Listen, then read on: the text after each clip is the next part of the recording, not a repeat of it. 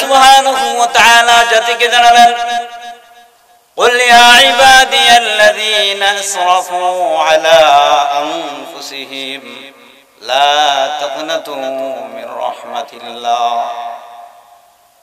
বিশ্বনবী রাহমাতুল লিল আলামিনকে আল্লাহ সুবহানাহু ওয়া তাআলা জানিয়ে দিলেন, হে নবী, আপনি আপনার উম্মতদেরকে জানিয়ে দিন, হে আমার বান্দারা, যারা নিজের উপর জুলুম করেছো, অবিচার করেছো, অন্যায় করেছো, লা তাকনাতু মির রাহমাতিল্লাহ, আমি আল্লাহর রহমত থেকে তোমরা নৈরাশ হয়ো না। সুবহানাল্লাহ। ইন্নাল্লাহা ইয়াগফিরুয যুনুবা জামিআ, নিশ্চয় আল্লাহ তাআলা গুনাহ মাফ করে দেন। আল্লাহ তাআলা কেমন ভাবে বান্দার গুনাহ মাফ করে, এই জন্য আপনাদেরকে বলা হচ্ছে মনোযোগ সহকারে শুনুন। আল্লাহ সুবহানাহু ওয়া তাআলা যখন কোন বান্দাকে মাফ করে, যার সম্পর্ক কোরআনের সাথে হয়ে যায়, আল্লাহ তাআলা তাকে কোরআনওয়ালা বানিয়ে দেয়। একজন ব্যক্তি ছিল কোরআন পড়তে পারে না, কোরআনের অক্ষরগুলো চিনে না, আল্লাহ তাআলা তাকে চক্ষু দিয়েছে, এই চক্ষু দিয়ে কোরআন দেখতে পারে না, দেখতে পারে পড়তে পারে না, জবান দিয়েছে কথা বলতে পারে না, কান দিয়েছে শ্রবণ করতে পারে না। এমন এক শ্রেণীর ব্যক্তি আছে যারা কোরআনের সাথে সম্পর্ক হয় না। আবার এমন এক শ্রেণীর লোক আছে যারা কোরআন পড়তে পারে না, তারপরেও কোরআনকে মহব্বত করে আসে না নাই। এক শ্রেণীর লোক আছে কোরআন প্রেমিক। এই জন্য ঘটনা মনে হয়ে গেল ইমাম গাজ্জালী রাহমাতুল্লাহ আলাইহি, ওনাকে আল্লাহ সুবহানাহু ওয়া তাআলা স্বপ্নে যুগে জানিয়ে দিলেন, আব্দুর রহমান নামক একজন কাঠুরি, তার কাজ ছিল সারাদিন সে কাঠ কর্তন করত। এই কর্তনগুলা করে সন্ধ্যার সময় বিক্রয় করে সে হালাল পন্থায় জীবিকা অর্জন করত। ঘটনাক্রমে ওই কাঠুরিয়া আব্দুর রহমান কাঠুরিয়া মারা গেলেন। আল্লাহ সুবহানাহু ওয়া তাআলা ইমাম গাজ্জালী রাহমাতুল্লাহ আলাইহিকে জানিয়ে দিলেন, ও ইমাম, অমুক মহল্লায় গিয়ে দেখো আমার একজন প্রিয় বান্দা ইন্তেকাল করেছে, তুমি নিজ হাতে তাকে তুমি গোসল করাবে, দাফন করাবে, নিজে তুমি জানাজার ইমামতি করবে।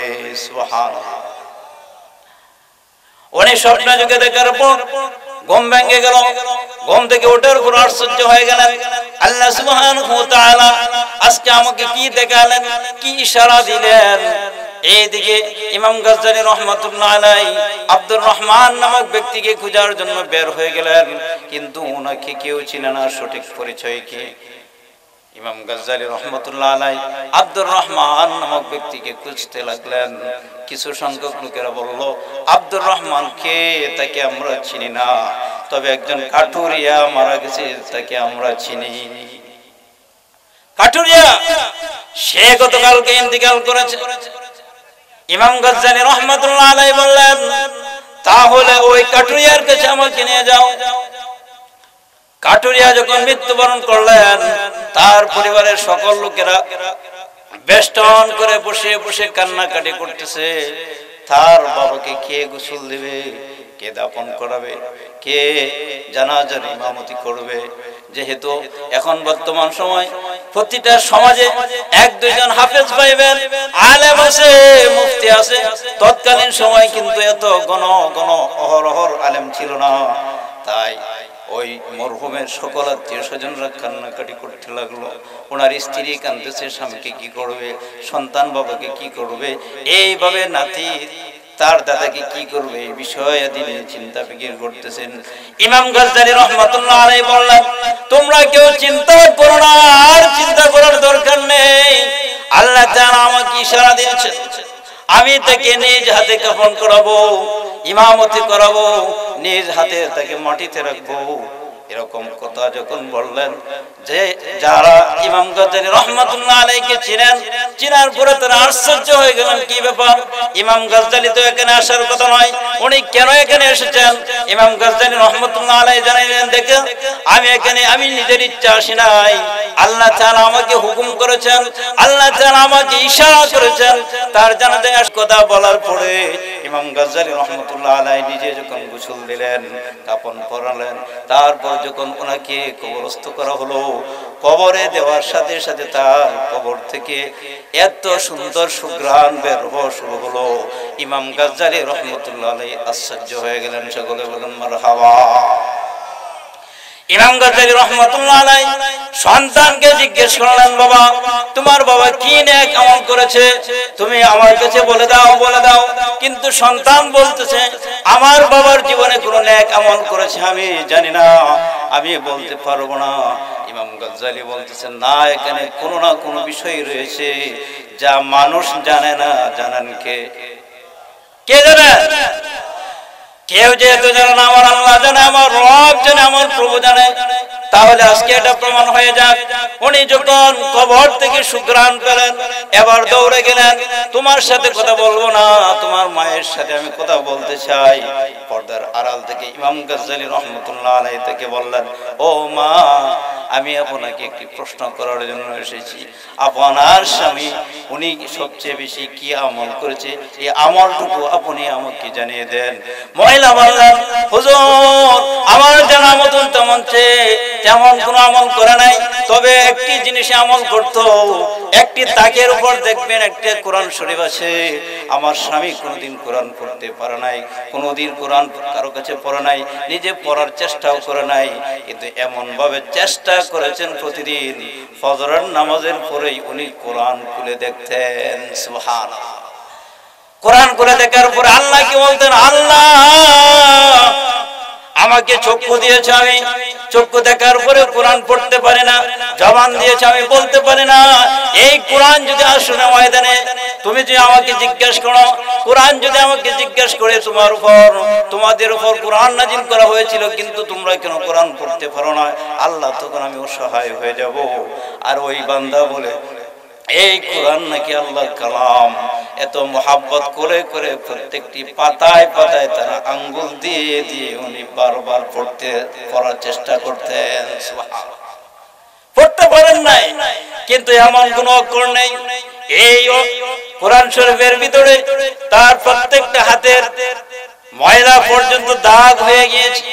দাগ হয়ে যাওয়ার কারণে পরিস্থিতি এমন হয়ে দাঁড়ালো, কোরআন পড়তে পারে না। তারপরে আল্লাহ তাআলা তাকে এমন বানাইলেন, যুগ শ্রেষ্ঠ আল্লাহ তাআলা তাকে এমন ভাবে আল্লাহ তার গুনাহগুলো মাফ করে দিয়েছেন। সে আর গুনাহগার রইল না, সে ওলিতে রূপান্তরিত হয়ে গেলেন। সুবহানাল্লাহ। এই জন্য বাবাজিরা, আপনাদেরকে আমি হাত জোর করে বলতেছি, অনেক বাবা আছেন কোরআন পড়তে পারেন নাই, কোরআন পড়তে পারেন নাই, কিন্তু কোরআনকে মহব্বত করুন। কোরআনকে মহব্বত করাও একটা নেকির কাজ। আপনি কোরআন পড়তে পারেন না, কোরআনটা নেন, নিয়ে যদি আপনি চুমু খান, কপালে লাগান, আর যদি বলেন এটা আমার আল্লাহর কালাম, হতে পারে যে পড়ে যে সব পাবে, আপনি তাকে তাজিম মহব্বত করে সেই সব পেয়ে যাবেন। এই জন্য বিশর হাফিজ রহমতুল্লাহ আলাইহি উনি কি করতেন? বিশর হাফিজ রহমতুল্লাহ আলাইহি তার জীবনের প্রথম জীবনের ঘটনা, ওনার উপর ছিল মদ পান করা। এখন আপনারা বলেন, মদ পান করা কি সবের কাজ না গুনার কাজ? উনি মদ পান করতে করতে উনি বেহুশ হয়ে গিয়েছেন, রাস্তা দিয়ে হেঁটে গেলেন। ও বাবারা, অনেক সময় দেখবেন অনেকে পান খায়, পানের সাথে কোরআনের আয়াতের কিছু একটা পৃষ্ঠা কোরআনের আয়াত হতে পারে, হাদিস হতে পারে, কোরআনের আয়াত। যারা পান খায় পানের সাথে দেয় কিনা, অনেকে বিড়ির সাথে দিয়ে দেয়। ও বাবা, তোমাদেরকে আমি হাত জোর করে বলতেছি, কোরআনকে মহব্বত করো, সম্মান করো, ইজ্জত করো। আল্লাহ তাআলা তোমার ইজ্জত এমন ভাবে বাড়াবে, কখনো তুমি কল্পনা করতে পারবে না। এরকম ভাবে বলা হচ্ছে, বিশর হাফিজ রহমতুল্লাহ আলাইহি উনি যখন মদ পান করে উনি মদ্যশালায় যাবেন, ওনার কক্ষ চলে যাবেন, এমত অবস্থায় পথের মধ্যে দেখতে পেল কোরআনের একটি আয়াত, যে আয়াতের অংশে লেখা আছে বিসমিল্লাহির রহমানির রহিম। এই আয়াতটা তোলার পর ওই আয়াতের ভিতরে ময়লা লেগে গিয়েছে। ময়লা লাগার কারণে একটা ঝাড়া দিলেন, তারপরে দেখলেন সে পরিষ্কার হয় নাই। সুন্দর ভালো পরিষ্কার পানি দিয়ে ওই কাগজটা ধুয়ে আবার পবিত্র একটি স্থানে মাথার উপরে রেখে সে মধ্যশালায় শুয়ে পড়লেন। এদিকে আল্লাহ সুবহানাহু ওয়া তাআলা তৎকালীন সময়ে হাসান বসরি রাহমাতুল্লাহ আলাইহি আল্লাহ তাআলা জানিয়ে দিলেন, ও হাসান, তুমি এখানে শুয়ে রয়েছো, আর শুয়ে থাকতে পারবে না, গিয়ে তুমি জলদি করে চলে যাও, বিশর হাফির কাছে চলে যাও। কারণ এই সমাজে সকলেই জানে বিশর হাফি সবচেয়ে খারাপ মানুষ। হাসান বসরি রাহমাতুল্লাহ আলাইহি জানিয়ে দিলেন, হাসান, তুমি জলদি করে চলে যাও, তার মধ্যশালা থেকে তাকে বের করে রহমতের ছায়াতলে নিয়ে আসো, ইসলামের ছায়াতলে নিয়ে আসো। এই ঘটনা শোনার পরে হাসান বসরি রাহমাতুল্লাহ আলাইহি ঘুম থেকে উঠে জাগ্রত হয়ে রাত্রে চলে গেলেন। হাসান বসরিকে দেখার পরে এলাকার লোকেরা সকলে বলতেছে, হুজুর, আপনি এখানে কেন এসেছেন? এখান থেকে আপনি চলে যান। আপনি যদি বেশি সময় এখানে অবস্থান করেন তাহলে আপনার ইজ্জত ঠিক থাকবে না। কোন আলেম যদি কোন খারাপ জায়গার মধ্যে যায়, আগে কিন্তু আলেমকেও কিন্তু খারাপ মনে করে, ঠিক কিনা? একটা পতিতালয়ের ভিতরে যদি কোন আলেম ঢুকে, তখন কি আগে আলেমকে ভালো মনে করবে না খারাপ মনে করবে? কথা বলেন না কেন? খারাপ। এই জন্যই বলতেছে, হুজুর, আপনি যুগ শ্রেষ্ঠ আলেম, আপনাকে সম্মান করে, শ্রদ্ধা করে, আপনাকে ভক্তি করে, হুজুর পায়ে ধরে বলি, আপনি ভিতরে ঢুকবেন না, চলে যান, চলে যান। হাসান বসরি রাহমাতুল্লাহ আলাইহি উনি বললেন, শোনো, আমি এখানে আমি স্বেচ্ছায় আসি নাই, আমি স্বেচ্ছায় চলে যাব। আমার দয়াময় আল্লাহ আমাকে এখানে পাঠিয়েছেন বিশর হাফিকে এখান থেকে নিয়ে যাওয়ার জন্য। আমার হাওয়া। এখন চিন্তা করে দেখেন, লিডার যদি, লিডারের নাম যদি বলা হয় বিশর হাফি, সাগরিদ যারা আছে সকলে আশ্চর্য হয়ে গেলে, কি ব্যাপার, আমার উস্তাদ তো মদ পান করে, সে তো মদের লিডার, গুনাহগারের লিডার, যত অসভ্য কাজ আছে সবকিছুর লিডার, তাহলে তাকে আপনি কেন নিয়ে যাবেন? এই কারণটা তো আমরা জানতে চাই। হাসান বসরি রাহমাতুল্লাহ আলাইহি বললেন, আমি জানি না কারণ কি, আল্লাহ আমাকে কারণ জানায় নাই, শুধু এতটুকু আমাকে বলে দিয়েছে বিশর হাফিকে এখান থেকে নিয়ে যাওয়ার জন্য। বিশর হাফিকে মধ্যশালা থেকে বের করে নেওয়ার পরে আকাশ থেকে একটি আওয়াজ আসলো, ইয়া বিশর রাফা'তা ইসমি ফারাফা'নাকা, হে বিশর, তুমি আজকে আমি আল্লাহ তাআলার নামকে তাজিম করেছো, আমার নামের উপর ময়লা ছিল, সেই ময়লা পানি দিয়ে ধুয়ে পরিষ্কার করে উপরে রেখে দিয়েছো। আমার আল্লাহ, আমি দয়াময় আল্লাহ তাআলার রহমতের ঢেউ উত্তোলন হতে লাগলো। সুবহানাল্লাহ, তুমি আমার নামকে এত সুন্দর করে তাজিম করেছো। ফারাফা'নাকা অতয়াবতা ইসমি ফাতায়াবনাকা, তুমি আমার নামকে সুন্দর করার কারণে আমি তোমার গুনাহ, যত প্রকার গুনাহ ছিল সকল গুনাহ maaf করে দিয়েছি। সুবহানাল্লাহ। শুধু তাই নয় বিশর, তোমার জীবনে এখন তো যে পরিমাণ গুনাহ আছে maaf করে দিয়েছি। শুধু তাই নয়, তার আগেও তোমার যে পরিমাণ গুনাহ ছিল সকল গুনাহ মুহূর্তের ভিতরে আমি আল্লাহ maaf করে দিলাম। কি করছেন? কোরআনকে মহব্বত করার জন্য। কোরআনকে মহব্বত করার জন্য আল্লাহ ইজ্জত বাড়িয়ে দেয়। দুজন সাহাবীর কথা মনে হলো, হযরত আবু বকর রাদিয়াল্লাহু তাআলা আনহু, হযরত ওমর, দুজন একজন আরেকজনকে বলতেছে। হযরত আবু বকর সিদ্দিক রাদিয়াল্লাহু তাআলা আনহু ওমরকে দেখে বলতেছেন, ভাই ওমর, আমার মনে হয় আমি আবু বকরের চেয়ে তোমার নেকি অনেক বেশি। সুবহানাল্লাহ। সর্বপ্রথম খলিফা কে ছিলেন? জান্নাতের লিডারদের মধ্যে সর্বপ্রথম লিডার কে হবে? উম্মতে মুহাম্মাদের সর্বোত্তম নাকি কা? আবু বকর। এই আবু বকর রাদিয়াল্লাহু তাআলা আনহু ওমরকে বললেন, ভাই ওমর, ও ওমর, আমার মনে হচ্ছে আমি আবু বকরের চেয়ে তোমার নেকি বেশি। এবার ওমর ফারুক রাদিয়াল্লাহু তাআলা আনহু বললেন, ভাই তুমি যে কথা বলেছো তার কি কোনো ডকুমেন্ট আছে নি? তার কোনো প্রমাণ আছে নি? এবার দেখেন আবু বকর সিদ্দিক রাদিয়াল্লাহু তাআলা আনহু কোরআনের আয়াত জানিয়ে দিলেন সূরাতুল ফুরকান 70 নম্বর আয়াত। কত নম্বর আয়াত? 70 নম্বর আয়াত। ইল্লা মান তাবা ওয়া আমানা ওয়া আমিলা আমালান সালিহা। সরাসরি আবু বকর বলে দিলেন ইল্লা মান তাবা ওয়া আমানা ওয়া আমিলা আমালান সালিহা। যখন এই আয়াতটা বলে দিলেন, ও আবু বকর যখন ওমরকে জানালো, ওমর শোনো, তুমি যখন ইসলাম গ্রহণ করো নাই, যখন তুমি কাফের ছিলে, যখন তুমি কাফেরদের সর্দার ছিলে, ইল্লা মান তাবা ওয়া আমানা, যখন তুমি তওবা করলে ইসলাম গ্রহণ করার কারণে আল্লাহ তাআলা তোমার সকল গুনাহ মাফ করে দিয়েছেন।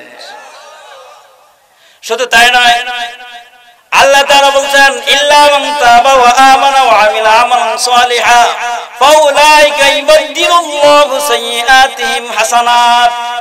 আল্লাহ তাআলা জানিয়ে দিলেন, যখন কোন ব্যক্তি গুনাহ করে, গুনার পরে তওবা করে, তার তওবা তো আল্লাহ মাফ করে দিবেন, এবং যে পরিমাণ তার গুনাহ ছিল সেই পরিমাণ গুনাহ আল্লাহ তাকে নেকি দিয়ে পরিপূর্ণ করে দেন।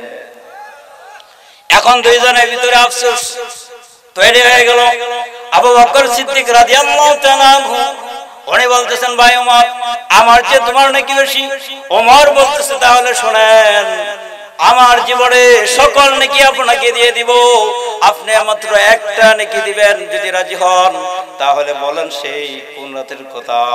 তখন আবু বকর রাদিয়াল্লাহু তাআলা আনহু উনি বলতেছে, বলো কোন রাতের কথা তুমি বলতেছো।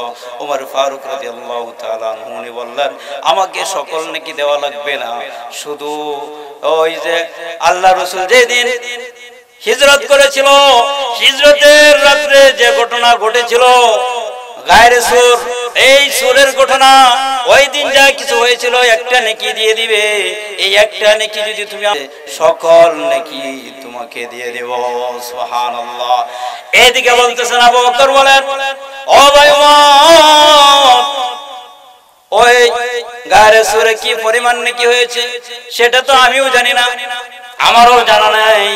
অতএব চলো তুমি এবং আমি দুজনে মিলে আল্লাহ রাসূলের দরবারে যাই।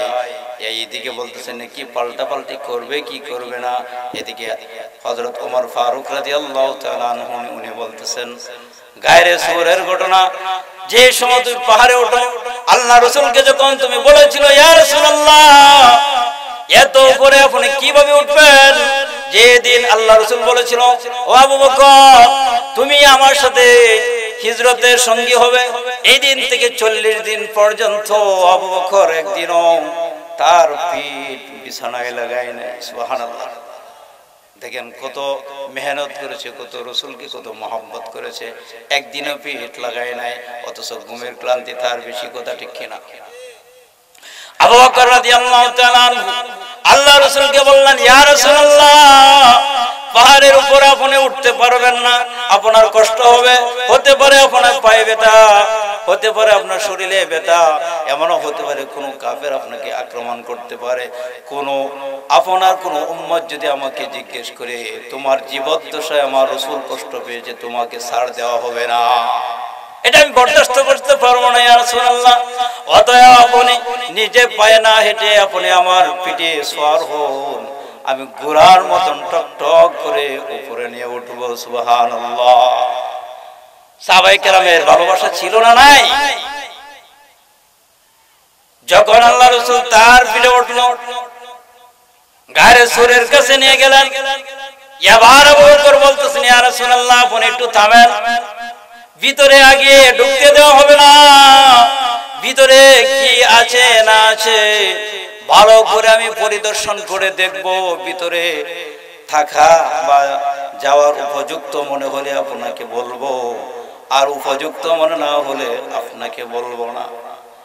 তার পোশাক, তার শরীরে উন্নত মানের পোশাক ছিল, সকল পোশাকগুলা ছিঁড়ে ছিঁড়ে টুকরো টুকরো করে শত শত শত শত সাপের গর্ত ছিল, সকল গর্ত বন্ধ করে দিয়েছে। বন্ধ করে দেওয়ার পরে এমন একটি গর্ত ছিল যে গর্ত বন্ধ করার আর কোনো কিছু নাই। এমত অবস্থায় কি করবেন? আবু বকর সিদ্দিক রাদিয়াল্লাহু তাআলা আনহু ওনার পায়ের আঙ্গুল ঢুকিয়ে দিলেন। আর এদিকে রাসূলের একটু ক্লান্তি। আবু বকর বলতেছেন, ইয়া রাসূলুল্লাহ, আপনি আমার উরুতে মাথা দিয়ে একটু ঘুমিয়ে পড়ুন। এখন আমি আপনাদেরকে প্রশ্ন করতে চাচ্ছি, আবু বকর 40 রাত পর্যন্ত ঘুমায় নাই, তার ক্লান্তি বেশি ছিল না আল্লাহ রাসূলের ক্লান্তি বেশি ছিল? কথা বলেন। আবু বকরের। তারপরে বলতেছে, ইয়া রাসূলুল্লাহ, আপনি একটু শুয়ে পড়ুন, ঘুমিয়ে পড়েন। এদিকে আল্লাহ রাসূল সাল্লাল্লাহু আলাইহি সাল্লাম আবু বকরের উরুতে মাথা দিয়ে বিশ্বনবী শুয়ে পড়লেন, ঘুমিয়ে পড়লেন। এদিকে বীরধর সাপ আবু বকরকে এমন ভাবে চুবক দিল, যার কারণে বিষের কারণে সে আর সহ্য করতে পারে না। ধৈর্য ধারণ যতটুকু সম্ভব ধৈর্য ধারণ করেছেন, শেষ পর্যন্ত পরিস্থিতি এমন হয়ে দাঁড়ালো আর সহ্য করতে পারে না। 20,000 হলো 20, কত সহ্য করা যায় তার অজান্তে তার চোখের এক ফোঁটা চোখের পানি বিশ্ব নবীর চেহারা মুবারকে পড়ে গেল। আল্লাহ রাসূল চমকে গেল, আবু বকর, তোমার চোখে পানি কেন, কি হয়েছে? আবার বলল, ইয়া রাসূলুল্লাহ, বেয়াদবি মাফ করবেন, আমি ইচ্ছা করে আপনার ঘুম ভাঙ্গি নাই, বিষের কারণে আমার ঘুমটা ভেঙে গিয়েছে।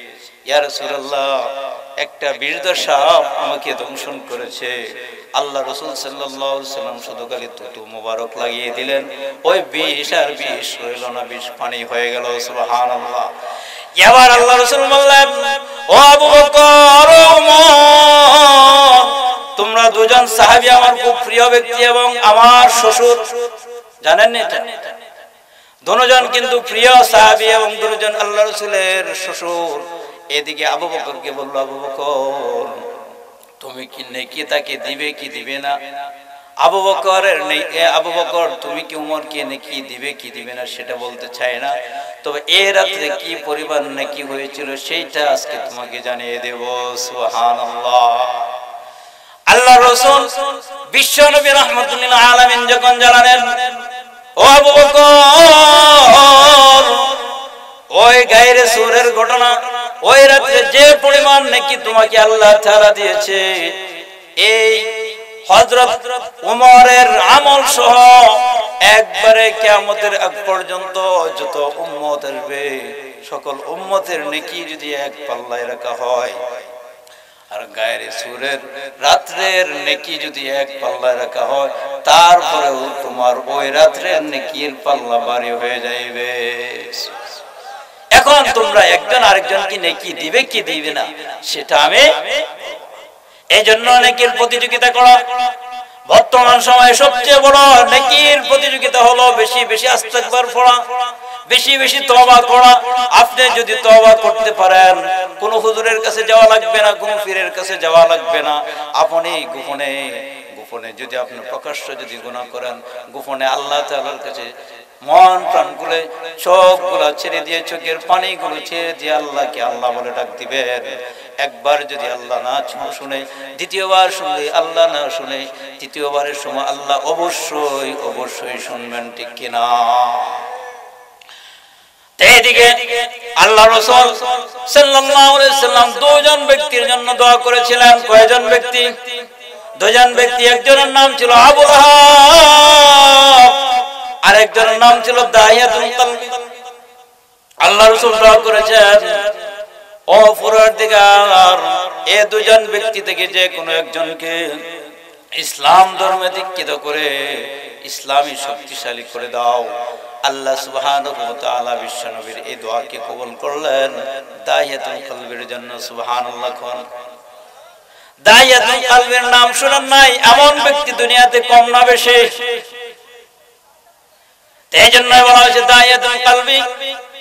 উনি যখন মুসলমান হন নাই, উনি বলেছেন, আমার জীবনে যে পরিমাণ গুনাহ করেছি এই গুনার উদাহরণ দিয়ে শেষ করা যায় না। সে নিজেই বলেছে, আমার দু হাত দিয়ে আমার নিজের কন্যাদেরকে আমি নিজে সরাসরি জীবিত আমি মাটি দিয়েছি, এর চেয়ে জঘন্যতম গুনাহ কি হতে পারে? আল্লাহ রাসূল দোয়া করলেন, পরওয়ারদিগার পরহেজগার এই দুজন থেকে তুমি একজনকে ইসলামের জন্য কবুল করো। আল্লাহ সুবহানাহু ওয়া তাআলা বিশ্বনবীকে জানিয়ে দিলেন সকাল বেলা আপনার কাছে দাহিয়াতুল কলবি আসবে ইসলাম গ্রহণ করার জন্য। মনোযোগ দিয়ে শুনবেন, আপনাদের খারাপ লাগতেছে? দাহিয়াতুল কলবি আল্লাহ রাসূল জানিয়ে দিলেন, আল্লাহ তাআলা রাসূলকে জানিয়ে দিলেন, ইয়া রাসূলুল্লাহ সকাল বেলায় দেখবেন দাহিয়াতুল কলবি আসবে আপনার কাছে ইসলাম গ্রহণ করার জন্য। এই সুসংবাদ আল্লাহ রাসূল সকল সাহাবায়ে কেরামদেরকে জানিয়ে দিলেন, ও সাহাবায়ে কেরাম তোমরা সকলেই জেনে রাখো সকাল বেলা দাহিয়াতুল কলবি আসবে ইসলাম গ্রহণ করার জন্য। তবে সকলেই তোমরা সাবধান হয়ে যাও, দাহিয়াতুল কলবি কিন্তু সাধারণ কোনো ব্যক্তি নয়, তার সাথে কোনো বেয়াদবি করা যাবে না। তাকে পাওয়া মাত্রই সসম্মানে আমার কাছে নিয়ে আসবে। সুবহানাল্লাহ। দাহিয়াতুল কলবি সকালবেলা বিশ্বনবী রাহমাতুল লিল আলামিন নামাজ পড়ার পরে দেখতে পেলেন দাহিয়াতুল কলবি চলে আসছে। আসার পর সাহাবায়ে কেরাম বিশ্বনবীর দরবারে নিয়ে গেলেন এবং আল্লাহর রাসূল সাল্লাল্লাহু আলাইহি সাল্লাম ওই দাহিয়াতুল কলবিকে বসার জন্য আল্লাহ রাসূলের একটি চাদর ছিল, ওই চাদর মুবারকখানা, এই চাদরটা দাহিয়াতুল কলবি বসার জন্য বিছিয়ে দিলেন। সুবহানাল্লাহ। রাসূলের কি সম্মান বেশি ছিল না দাহিয়াতুল কলবির বেশি ছিল? বিশ্বনবী দাহিয়াতুল কলবিকে সম্মান দেখালেন। এই সম্মান দেখার পর দাহিয়াতুল কলবি আশ্চর্য হয়ে বলতেছেন, ইয়া রাসূলুল্লাহ এই পোশাকটা তুলে নিয়ে এসে নিজে চুমো খাইলেন, মাথায় লাগিয়ে বলতেছেন, ইয়া রাসূলুল্লাহ এখানে বসার উপযুক্ত নয়। সুবহানাল্লাহ। আপনার এই পোশাকে বসার উপযুক্ত দাহিয়াতুল কলবি হয় নাই। দাহিয়াতুল কলবি এখানে এসেছে ইসলাম গ্রহণ করার জন্য, অতএব আপনি আমাকে মুসলমান বানিয়ে দেন। আল্লাহর রাসূল সাল্লাল্লাহু আলাইহি সাল্লাম কালিমা পড়ালেন, মুসলমান হয়ে গেলেন। মুসলমান হওয়ার পরে তার বুক ফেটে এমন ভাবে কান্নাকাটি শুরু করে দিল যেন সাহাবায়ে কেরাম যারা ছিল সকলেই জোরে জোরে কান্না করতে শুরু করে দিল। আল্লাহ রাসূল বললেন, দাহিয়াতুল কলবি তুমি তো ইসলাম গ্রহণ করেছো, জোর করে তোমাকে ইসলাম গ্রহণ করা হয় নাই, তুমি স্বেচ্ছায় ইসলাম গ্রহণ করেছো, মুসলমান হয়েছো, তাহলে তুমি কেন কান্নাকাটি করতেছো? দাহিয়াতুল কলবি বলতেছেন, ইয়া রাসূলুল্লাহ আমি এটার জন্য কাঁদি নাই, আমি এটার জন্য কাঁদি নাই, আমি কাঁদতেছি আমার জীবনের সকল গুনাহ কি আল্লাহ মাফ করছে কিনা এটা জানার জন্য। আল্লাহ রাসূল জানিয়ে দিলেন, হ্যাঁ তুমি ইসলাম গ্রহণ করার আগে তোমার যত গুনাহ হয়েছে সকল গুনাহ আল্লাহ তাআলা মাফ করে দিয়েছেন। তারপর দাহিয়াতুল কলবি কান্না করতে লাগলো। এবার কান্না কারণ আল্লাহ রাসূল তাকে জিজ্ঞেস করলো, কেন তুমি এত কান্নাকাটি করতেছো? দাহিয়াতুল কলবি বলতেছে, ইয়া রাসূলুল্লাহ তাহলে আপনি আমার জীবনের সর্বশেষ একটি করুণ ঘটনা শুনুন। আমার একটি মেয়ে ছিল, আমি আমার স্ত্রীকে গর্ভ অবস্থায় রেখে দূরে সফরে চলে গেলাম, 6 থেকে 7 বছর পরে আসবো। আমি আমার স্ত্রীকে বলে দিয়েছিলাম যদি কন্যা সন্তান হয় তাহলে তাকে জীবিত মাটিয়ে দিয়ে দিবে, আর যদি ছেলে সন্তান হয় তাহলে তুমি তাকে জীবিত রাখবে। ঘটনাক্রমে 6 বছর পরে আমি বাড়িতে ফিরলাম। মা কিন্তু কখনো মায়ের কাছে যদি কোনো ল্যাংড়া সন্তান থাকে, অন্ধ সন্তান থাকে, পা যদি 2টা না থাকে, হাত যদি 2টা না থাকে, তারপরেও কিন্তু মায়ের কাছে সন্তান আদরের কথা ঠিক কিনা? আমরা বাবা হিসেবে কিন্তু সন্তানকে তো রাগ দেখায় না। তাই তার স্বামী তাকে ওসিয়ত করে দিয়েছিল যদি কন্যা সন্তান হয় তাকে হত্যা করে ফেলবে। মায়ের বুকে এটা সাহস হয় না, নিজের কন্যাকে নিজ হাতে কিভাবে মাটি দিবে এটা কখনো সম্ভব নয়। 6 বছর পরে এসে দেখলো এত ফুটফুটে সুন্দরী একটি কন্যা, আর তার স্ত্রী মনে মনে বলতেছে যেহেতু আমার স্বামী বাড়িতে চলে আসছে আর মেয়েটাকে আমি আস্তে আস্তে বড় করে ফেলেছি, এখন আর মেয়েটাকে সে মেরে ফেলবে না, অতএব সে যখন বাড়িতে ফিরলো, ফেরার পরে বলতেছে এই মেয়েটা কার? তখন সে বলেছে এটা আমাদেরই সন্তান। যেহেতু আমাদের সন্তান, আমি তো তোমাকে পূর্বেই নসিহত করে দিয়েছিলাম যদি মেয়ের সন্তান হয় তাকে তোমরা মেরে ফেলবে, কেন তুমি তাকে মেরো নাই? মা বলতেছে এত সুন্দর, চাঁদের চেয়ে সুন্দর, ফুটফুটে সুন্দর মেয়েটাকে আমি কিভাবে তাকে মেরে ফেলবো? আমার কাছে এটা সহ্য হয় নাই, তাই আমি আপনাকে বলতে চাচ্ছি আমার এই মেয়েটাকে আর মারার প্রয়োজন নাই। যখন বাবাকে মেয়ে কখনো দেখে নাই, আজকে আসার পরে বাবাকে বাবা বলে যখন ডাক দিল, আব্বুজি বলে, দেখবেন যার কখনো সন্তান হয় না, যদি 15 বছর পরে, 10 বছর পরে, 8 বছর পরে যদি কারো কোনো সন্তান হয়, একবার যদি বাবা সন্তানের মুখ থেকে বাবার নামটা শুনতে পায়, তার যে পরিমাণ খুশি হয়, যার 10 সন্তান হয়েছে সেই খুশি হবে না। কথা ঠিক কিনা? এদিকে দাহিয়াতুল কালবির মন পরিবর্তন হয়ে গিয়েছে। সে চিন্তা করতেছে আমার কন্যা আমাকে বাবা বলে ডেকেছে, এর চেয়ে আনন্দদায়ক আর কোনো কিছু হতে পারে না। কিন্তু তৎকালীন সময়ে বর্বর যুগ, আইয়ামে জাহিলিয়ার যুগ, ঘর থেকে যখন দাহিয়াতুল কালবি বের হয়, তখন তাকে সমাজের লোকেরা অপমান করে, লাঞ্ছনা করে, তুমি নাকি কন্যা সন্তান জন্ম দিয়েছ, তোমার মতন হতভাগা এই সমাজের ভিতরে নাই। ওইদিকে বাইরে গেলে তার মন পরিবর্তন হয়ে যায়, ঘরের ভিতরে আসলে তার মেয়ের দিকে তাকিয়ে বলে, তাদের সুন্দর আমার কন্যা, তাকে আমি কিভাবে মাঠিয়ে দেব, তাকে আমি কিভাবে মেরে ফেলবো, এটা আমার সহ্য হয় না। শেষ পর্যন্ত সমাজের কিছু লোকের কারণে সে আর টিকতে পারে না, ধৈর্য ধারণ করতে পারে নাই। শেষ পর্যন্ত তার স্ত্রীকে বললো, ও আমার বিবি সাহেবা, সবচেয়ে সুন্দর যে পোশাকটা আছে ওই পোশাকটা আজকে আমার কন্যাকে পরিয়ে দাও, আজকে তাকে নিয়ে তার নানার বাড়িতে যাব। কোথায়? নানার বাড়ি।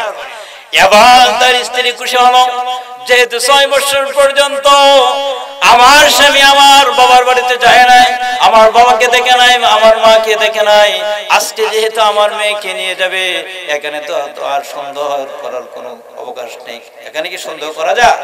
যেহেতু সন্দেহের কোনো কিছু নেই, মেয়েটাকে সুন্দর করে গোসল করালো, সুন্দর পোশাক পরিধান করে বাবার হাতে যখন কন্যাটাকে উঠিয়ে দেওয়া হলো, এবার বাবা যখন মেয়েটাকে নিয়ে যায়, মায়ের সামনে দেখেন কি আদর, মায়ের সামনে মেয়েটাকে চুমু দেয়, আবার তার কোলে নেই মেয়েটা। অর্থাৎ তার স্ত্রী বলতেছে এখন মনে হয় সে আর তার কন্যাকে মারবে না, যে আদর সোহাগ দেখাচ্ছে, তার মানে ওই মেয়ের প্রতি বাবার একটা সুসম্পর্ক হয়ে গেছে, তাকে আর মারতে পারবে না। এদিকে যখন একটু দূরে চলে গেল, এখন আর তার মাকে দেখা যায় নাই, এমনিতেই মেয়েটাকে আসিন মেলে ফেলে দিল। কোল থেকে ফেলে দেওয়ার পরে মেয়েটা চিৎকার দিয়ে বলতেছে, বাবা আপনি আমাকে মরুভূমির ভিতরে কেন নিয়ে আসছেন? আমার মা তো আমাকে নানার বাড়ি অন্য রাস্তা নিয়ে যেত, তুমি এই রাস্তা দিয়ে কেন নিয়ে আসলে? এবার বাবা বলতেছে, তোমাকে এমন নানার বাড়িতে নিয়ে যাওয়া হবে, তুমি আর জীবনে নানার বাড়ি থেকে ফিরে আসতে পারবে না। মেয়েটা দাঁড়িয়ে রইল, বাবা একটি খন্তা দিয়ে কুড়াল দিয়ে আস্তে আস্তে সে গর্ত করতে লাগলো। মেয়েটা তার বাবাকে বলে, বাবা এই মরুভূমির ভিতরে কেন এত কষ্ট করে গর্ত করতেছো, কারণটা কি? আবার বাবার শরীরে যখন ধুলি বালি লেগে যায়, তখন মেয়েটা জামা দিয়ে মুছে দেয়, পরিষ্কার করে। দেখবেন দুনিয়াতে একটি নিয়ম হলো, ছেলের চেয়ে মেয়ে কিন্তু বাবা মাকে বেশি মহব্বত করে। কথা ঠিক কিনা? এই জন্যই বলা হচ্ছে। আবার আপনারা বলবেন যে হুজুর তাহলে আমরা কি মা বাবাকে মহব্বত করি না? করেন, কিন্তু সব সময় দেখবেন যারা মেয়ে হয় তাদের আদর সন্তানের প্রতি এমনি বেশি হয়। এই জন্য মায়ের ইজ্জত বেশি না বাবার ইজ্জত বেশি? আল্লাহ কি মায়ের সম্মান বেশি করেছে না বাবার সম্মান বেশি করেছে? মায়ের সম্মান করেছে। আপনারা এখানে যারা আছেন সকলেই তো মা আছে না নাই? হয়তো কারো মা মারা গেছে, মা তো ছিল, এখন হয়তো না। এই জন্যই বলা হচ্ছে মা মেয়ে মানুষ তার বাবাকে বলতেছে, বাবা এই গর্ত খনন কেন করতেছো?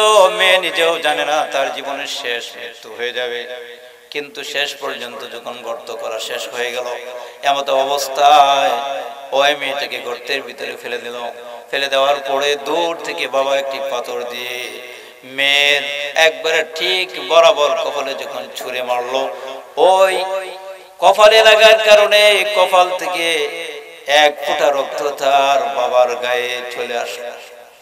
মেয়েটা চিৎকার দিয়ে বলতেছে, আব্বুজি আমাকে আপনি মারবেন না, আপনি আমাকে নানার বাড়ি নিয়ে যাবেন, আমার মায়ের আর কোনো সন্তান নেই, আমার মা আমাকে দেখে দেখে সান্ত্বনা, আমার মা আমাকে অনেক আদর করে, অতএব আপনি আমাকে মারবেন না, তবে আমি আপনার কাছে জান ভিক্ষা চাচ্ছি, আপনি যদি পরিস্থিতি এমন হয়ে দাঁড়ায়, আপনি যদি সমাজের মানুষের কাছে মুখ দেখাইতে না পারেন, তাহলে আমি আজকে ওয়াদা দিলাম আজকের পর থেকে মৃত্যুর আগ পর্যন্ত আপনি যে আমার বাবা কোনোদিন পরিচয় দিব না, তারপরেও আপনি আমাকে জান ভিক্ষা দেন, আমাকে জান ভিক্ষা দেন, আমাকে মেরে ফেলবেন না।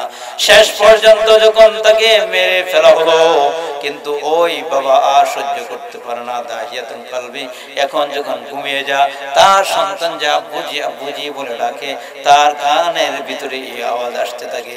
যখন সে খেতে বসে, তখনও তার কানের ভিতরে তার ওই কন্যার আওয়াজ আসতে থাকে। সে যখন কাজ কর্মে যায়, সেখানেও তার কর্ণপাতের ভিতরে তার মেয়ের কান্নার আওয়াজ চলে আসে। এই আওয়াজটা শুনে, এই কথা শুনে বিশ্ব নবী রহমাতুল্লিল আলামিনের চোখে দিয়ে এমনিতেই পানি বের হয়ে গেলেন। আল্লাহর নবী বললেন, ও দাহিয়া কলবি, একজন বাবা হয়ে কি একজন মেয়েকে এইভাবে হত্যা করতে পারে? এই কথা বলে বিশ্ব নবী চোখের পানি ধরে রাখতে পারলেন না। আল্লাহর নবী নিজেও কেঁদে পড়লেন এবং উপস্থিত সাহাবায়ে কেরাম যারা ছিল সকলেই আল্লাহ রাসূলের কান্না দেখে উনিও কান্নাকাটি করে দিলেন। সকলেই কান্নাকাটি করার কারণে মুহূর্তের ভিতরে আল্লাহ তাআলা জিবরাইলের মাধ্যমে জানিয়ে দিলেন, ইয়া রাসূলুল্লাহ, তার জীবনের গুনার জন্য অনুতপ্ত হওয়ার কারণে তার যে কন্যারে নিজ হাতে সে হত্যা করেছে, আল্লাহ তাআলা ঘোষণা করে দিয়েছেন দাহিয়া কলবির যে পরিমাণ গুনাহ ছিল, সেই পরিমাণ গুনাহ আল্লাহ তাআলা মাফ করে দিয়েছেন। সুবহানাল্লাহ। এই জন্য আল্লাহ তাআলা বলেন, তুবু ইলাল্লাহি তাওবাতান নাসুহা, তোমরা এমন ভাবে তওবা করো, আন্তরিক তওবা করবে। দিনও তুমি গুনাহ করেছো, রাত্রে তুমি এমন ভাবে আল্লাহর কাছে ছাবে যেমন আল্লাহকে সরাসরি আপনি দেখতেছেন, আর আল্লাহকে বলতেছেন, আল্লাহ আমি জীবনে যে পরিমাণ গুনাহ করেছি, এই পরিমাণ গুনার শাস্তি আমি কবরে সহ্য করতে পারবো না। এমন ভাবে যদি আপনি আল্লাহকে বলতে পারেন, একদিন না হয়, 2 দিন না হয়, 3য় দিন আর পার হবে না, আল্লাহ তাআলা আপনাকে এমন ভাবে মাফ করে দিবেন যে আল্লাহ রাসূল বলেছেন, আত-তাইবু মিনাজ যামবি কামা লা যামবা লাহু। কোন উম্মত, কোন বান্দা যদি আল্লাহর কাছে চোখের পানি ছেড়ে দিয়ে একবার কান্নাকাটি করে, তার গুনাহ কিভাবে মাফ করে জন্যই বলা হচ্ছে। আল্লাহ সুবহানাহু ওয়া তাআলাকে ফেরেশতাগুলো জিজ্ঞেস করলেন, ও পরওয়ারদিগার, আল্লাহ তাআলাকে রবকে জিজ্ঞেস করলেন, ও আল্লাহ তাআলা, তোমার কাছে সবচেয়ে সৃষ্টিশালী কোন জিনিস? তখন আল্লাহ তাআলা সর্বপ্রথম জানিয়ে দিলেন মাটি। মাটিকে সৃষ্টি করার পরে যখন মাটি কাঁপতে লাগলো, মাটির কাঁপা দেখে আল্লাহ তাআলা বলতেছে, এই মাটির যে শক্তিশালী কোন জিনিস তোমার কাছে আছে? তখন আল্লাহ তাআলা পাহাড়কে ফেরেক হিসেবে তৈরি করলেন। এই আশ্চর্য ধরনের শক্তি দেখে আবার ফেরেশতাগুলো আল্লাহ তাআলাকে জিজ্ঞেস করলেন, আল্লাহ, এই পাহাড়ের চেয়ে শক্তিশালী তোমার কাছে কোনো বস্তু আছে নি? আল্লাহ তাআলা বলছেন, হ্যাঁ আছে, আমার কাছে আছে। তার নাম হলো লোহা। বলতেছে লোহার চেয়ে শক্তিশালী আরো কোনো কিছু আছে নি? আল্লাহ তাআলা জানিয়ে দিলেন, লোহার চেয়ে শক্তিশালী বস্তু হলো, তার নাম হলো আগুন। আগুনে যদি লোহা লাগানো হয়, লোহা মনে পুড়ে না? পুড়ে লোহা। কথা বুঝেন না? আপনি মুসলমান, আরেকজন হিন্দু মুসলমানকে, সে মুসলমান কালিমা পড়ে, হিন্দু তো কালিমা পড়ে না। এখন যদি আপনি লা ইলাহা ইল্লাল্লাহ বলে যদি আগুনে হাত দেন, আপনার হাত মনে পুড়বে না? পুড়বে? আগুন কি কালিমা বুঝে? আগুন কোনো কিছু বুঝে না, তার বুঝ হলো পুড়িয়ে দেওয়া। এই জন্য আগুনের চেয়ে শক্তিশালী আর কোন বস্তু আছে না? তখন আল্লাহ তাআলা জানিয়ে দিলেন, হ্যাঁ, তার চেয়ে শক্তিশালী বস্তু আছে, তার নাম হলো পানি। যখন আগুন লেগে যায় তখন তুমি পানি দিবে, এমনিতেই দেখবে পানি আগুনের ক্ষমতা পানি নিভিয়ে দিবে, ঠিক কিনা? এরপরে ফেরেশতাগণ চিৎকার করে বলতেছে, আল্লাহ, তার চেয়ে শক্তিশালী কোন বস্তু আছে না? তখন আল্লাহ তাআলা জানিয়ে দিলেন, হ্যাঁ, তার যে শক্তিশালী বস্তু আছে।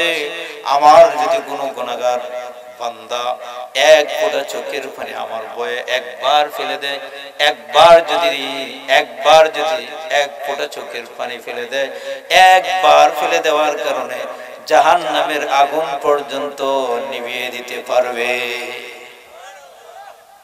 এই জন্যই বলা হচ্ছে, আপনি আমি আমল নিয়ে আল্লাহ তাআলার দরবারে কি নিয়ে দাঁড়াবো, কি বলে দাঁড়াবো? আপনি আমি যদি আমল করতে না পারি, কমপক্ষে আমার একটি আমল করবো, আল্লাহ, নামাজ তো পড়েছি, রোজা রেখেছি, হজ করেছি, যার যে পরিমাণ সামর্থ্য আছেন করেছেন, কিন্তু আপনার নিয়ম হলো কমপক্ষে প্রতিদিন তওবা করা, যে আল্লাহ তুমি আমাকে মাফ করে দাও। আল্লাহ কেমন ভাবে বান্দাকে মাফ করে? আবু বকর সিদ্দিক রাদিয়াল্লাহু তাআলা খলিফা ছিলেন।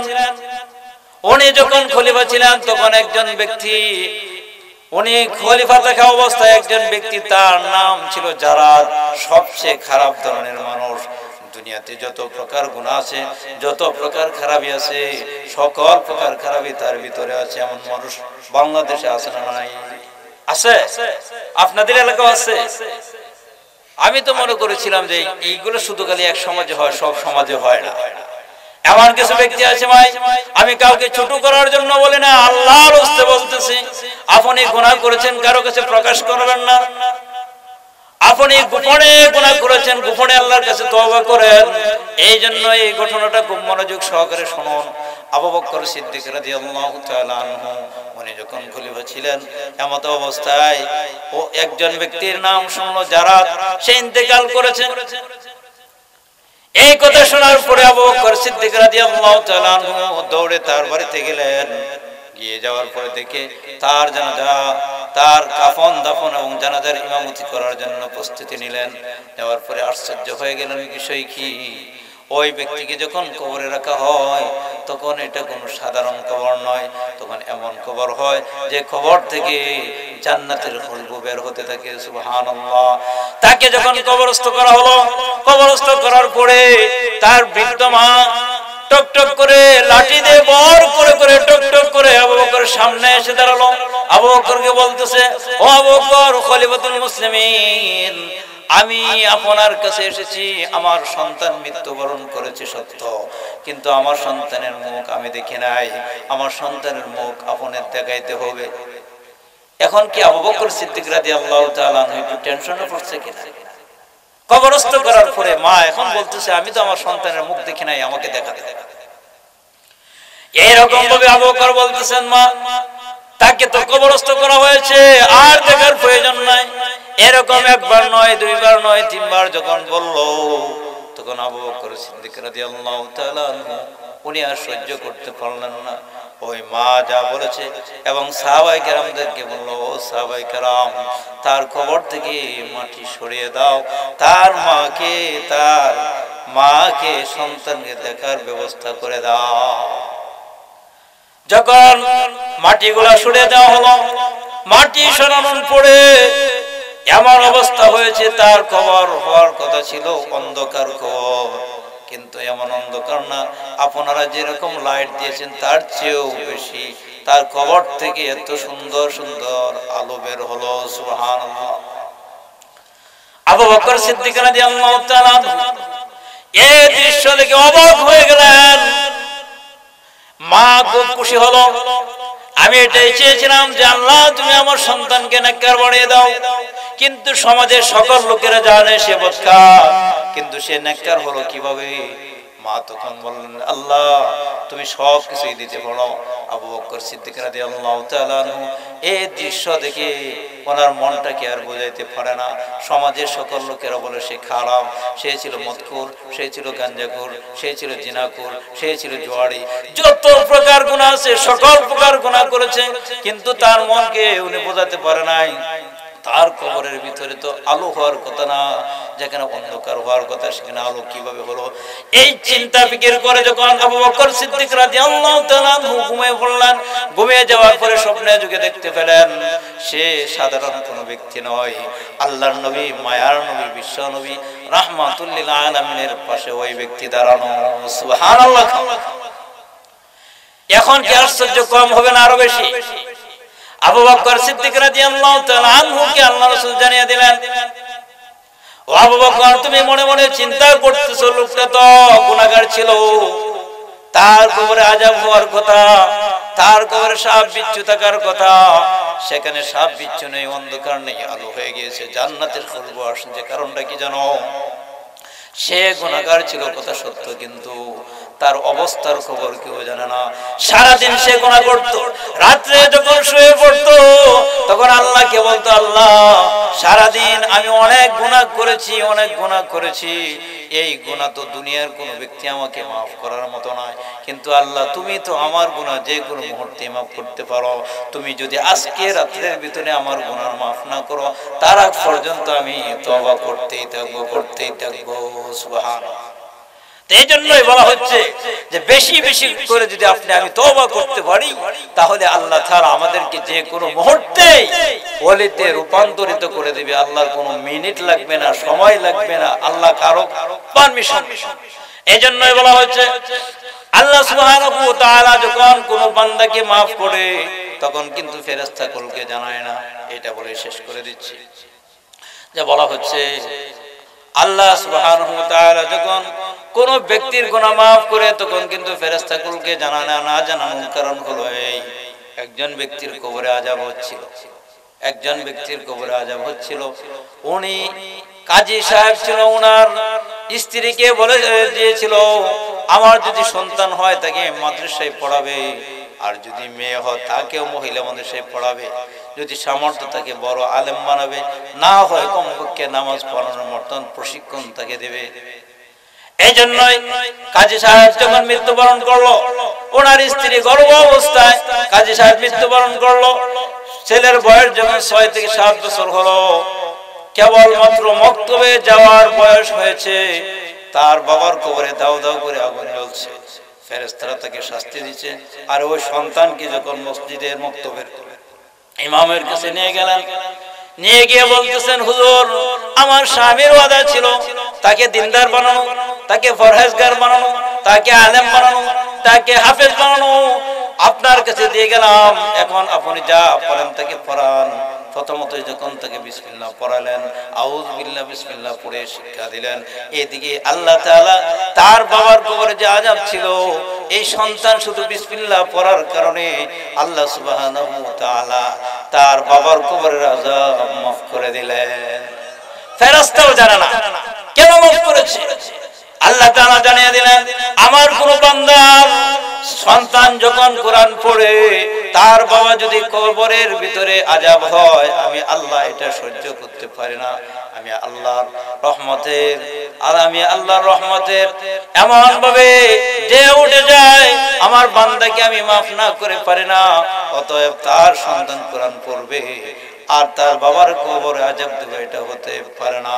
এজন্যই কারো বাবার 4টা যদি সন্তান থাকে, 5টা যদি সন্তান থাকে, একজন যদি এমপি হয়ে যায়, একজন ব্যারিস্টার হয়ে যায়, একজন চেয়ারম্যান হয়ে যায়, একজন মেম্বার হয়, আরেকটা সন্তান থাকে, মাদ্রাসার একটি সন্তান থাকে, তাই 5টা সন্তান থাকে গেছে, যিনি এমপি আর যিনি ব্যারিস্টার, যিনি চেয়ারম্যান, যিনি মেম্বার, তারা তো পর্যাপ্ত পরিমাণ খাবার মা বাবাকে দিতে পারে, কথা ঠিক কিনা? দিতে পারে কিনা? মা যখন মৃত্যু সজ্জায়, বাবা যখন মৃত্যু সজ্জায়, তখন গিয়ে দাঁড়ালো যিনি এমপি, উনি গাড়ি ভর্তি খাবার নিয়ে গেলেন, যিনি ব্যারিস্টার উনিও কিছু খাবার নিয়ে গেলেন, এইদিকে চেয়ারম্যান সাহেব খাবার নিয়ে গেলেন, আর ওইদিকে মেম্বার সাহেব খাবার নিয়ে গেলেন। কিন্তু আল্লাহ তাআলা মা বাবার এই সময় জবান বন্ধ করে দিয়েছেন, খাবার শক্তি নাই।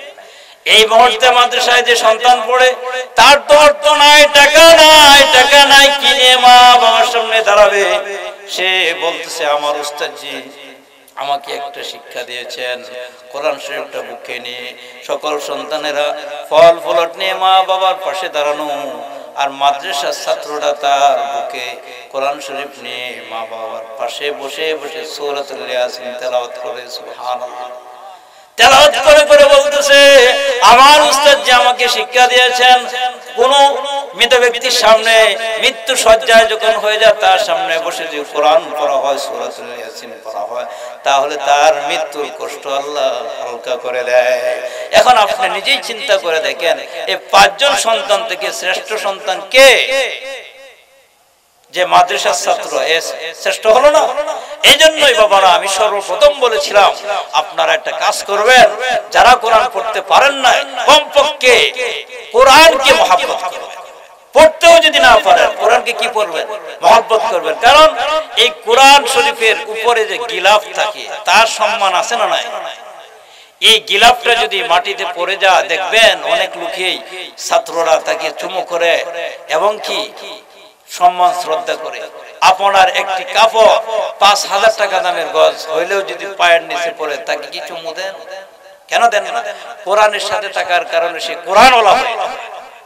এই জন্যই আপনারা চেষ্টা করবেন আল্লাহ তাআলা যেন তুবু ইলাল্লাহি তাওবাতান নাসুহা, আপনি আমি বারবার গুনাহ করেছি, বারবার তওবা করব, আবার গুনাহ করেছি, আবার তওবা করব, আবার গুনাহ করেছি, আবার তওবা করব। সারা দিন যদি 100 বার গুনাহ করি, 100 বার তওবা করব,